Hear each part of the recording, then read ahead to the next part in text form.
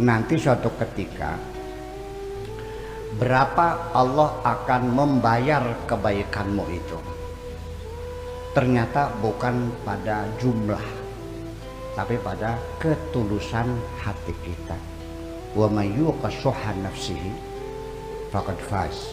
Barang siapa yang bisa memerangi kekikiran dirinya, itulah orang yang bahagia. Jadi nantinya saya mau nanya dulu nih, orang nyumbang 1.000.000 dengan 100.000, pahalanya besar mana? 1.000.000. Tetapi lihat dulu, yang nyumbang 1.000.000 siapa, yang 100.000 siapa. Kalau yang nyumbang 1.000.000 Pak Bambang, nggak ada artinya, uang dia sudah ratusan miliar. Yang nyumbang 100.000 Bitarmi, wong dadak ngoyos. Yang nyumbang 100.000 itu Bitarmi, tukang babeti rumput di sawah. Dia ngumpulin setiap hari 5.000 dapat bayaran 50.000, setiap hari dipotong 5.000 sampai 20 hari baru disumbangkan. Nah, itulah makanya bahwa ketulusan itu yang akan menjadi tolak ukur. Kalau ada orang nyumbang 100 juta, hebat nggak? Tapi yang nyumbang raja hutan yang punya HGU di hutan 1 juta hektar, besar nggak pahalanya? Kecil. Sekalipun 100 juta, mobilnya tetap Mercy, AC-nya angger adem, rumahnya hanya pakai AC, tiap hari makan sate, tidak mengurangi kenikmatan dia. Tapi Bitarmi yang nyumbang 100 juta, setiap hari beli ikan asinnya 1, dipotong 2 supaya bisa nyumbang. Ya, esok mangan endase, sore mangan buntute. Ya, dengan perlawanan semacam itu satu perhatikan. Nah, dari situlah nanti mesti diwaspadai bahwa semakin besar rezeki kita, sedekah kita mesti semakin besar. Betul nggak? Rezekinya berkurang, ya sedekah kita dikurangi. Rezeki nambah lagi, ya ditambah lagi. Sekarang andaikan orang itu rezekinya sehari 100.000, dia sisakan 10% dari 100.000 berapa? 10.000 sedekah buat madrasah. Oke.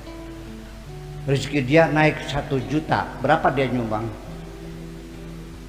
100, makin berat. Matanya ngotot 1.000. Ya kan begitu. Kalau rezeki dia 100 juta, berapa dia nyumbang?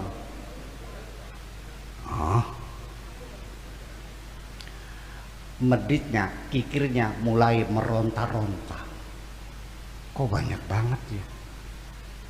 Kalau rezekinya 100 miliar, berapa dia nyumbang? Semakin engkau kaya, semakin terbebani jiwamu, semakin kepikiranmu semakin keras. Pengennya tetap saja rezeki 100 miliar, sedekahnya 10.000. Ini harus siap Mas Bambang ini. Makin tambah rezeki, jadi pakai persentase 10% patokannya iki untuk amal sosial. Jadi kalau 1 triliun berapa? 1 triliun itu berapa sih? 1.000 miliar. Jadi berapa? 100 miliar. Sanggup enggak orang nyumbang 100 miliar? Akhir-akhir mabuk, angger bae sing loman ku wong melarat akhirnya. Iya. Jadi kalau orang miskin derma menyumbang itu berarti luar biasa. Ya, saya mau cerita. Ini saya lagi bikin musola di Blok Bojong, Bangga 2 di sana. ada tanah di samping kebun jeruk saya tuh ada tanah, kita incer-incer bikin musola. Kadang di situ belum ada musola, mungkin belum pada sholat orang itu. Oke, di samping saya usaha bikin kebun jeruk juga kepengen ikut ngajak mereka juga sholat juga. Yang punya ini namanya Maryam, anaknya Mang Parta, orang Kliwen. Tanahnya 40 hektar. Saya bilang sok nanya dibeli aja buat musola. Ternyata jawabannya tidak dijual, ya silahkan diwakafkan saja kalau bikin masjid, bikin musola mah. Orangnya di mana tinggalnya? Di Taiwan. Sebagai apa? Sebagai TKW. Sesek hati saya, masa ya TKW mewakafkan tanah 40 hektar, wong masih dadak luru pangan. Itulah persoalan. Kok bisa?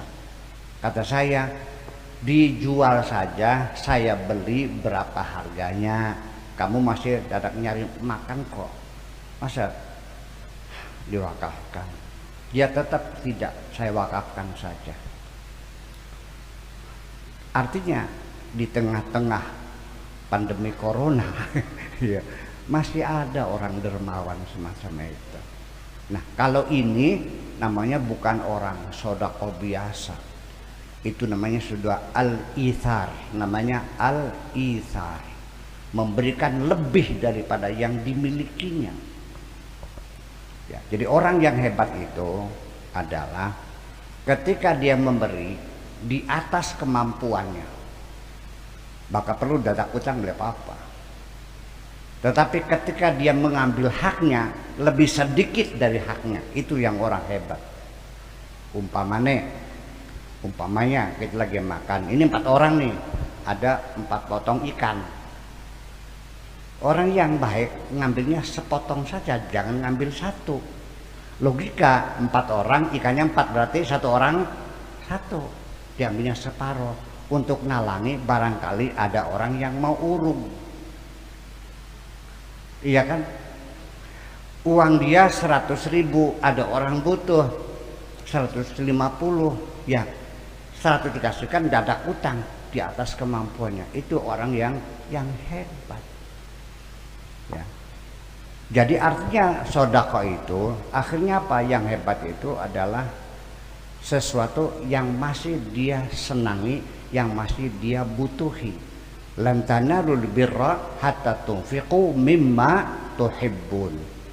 Kamu tidak akan mendapatkan kebaikan kecuali engkau nafkahkan sesuatu yang kamu cintai. Ya Rasulullah